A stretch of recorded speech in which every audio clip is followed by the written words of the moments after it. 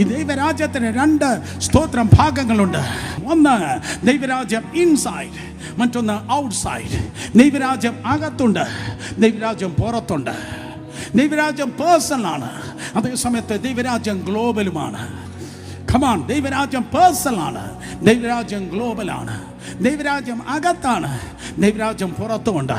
സ്തോത്രമർത്ഥം ദൈവത്തിൻ്റെ കൃപയാൽ രക്ഷിക്കപ്പെട്ട് സ്നാനപ്പെട്ട് പരിശുദ്ധാത്മാവിൽ നിറയപ്പെട്ടവരായി ദൈവത്തിൻ്റെ കൃപയിൽ നിങ്ങളായിരിക്കുമ്പോൾ നിങ്ങൾ അനുഭവിക്കുന്ന നീതി, സന്തോഷം, സമാധാനം, അതിൻ്റെ പേര് ദൈവരാജ്യമാണ്. റോമർ 14:17 അങ്ങനെ പറയുന്നു.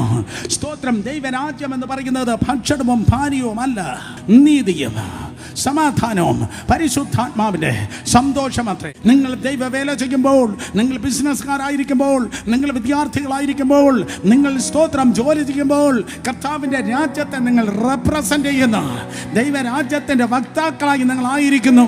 വീണുപോയ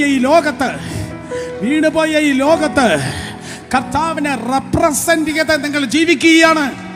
1947 മുൻപ് ആ അവസാന വർഷങ്ങളിൽ ബ്രിട്ടീഷ് സാമ്രാജ്യത്തെ പ്രതിനിധീകരിച്ച് ഒരു വൈസ്രോയ് അങ്ങ് ഡൽഹിയിൽ വന്നിരുന്നു. അദ്ദേഹത്തിൻ്റെ പേരായിരുന്നു മൗണ്ട് ബോയ്ട്ടൺ പ്രഭു.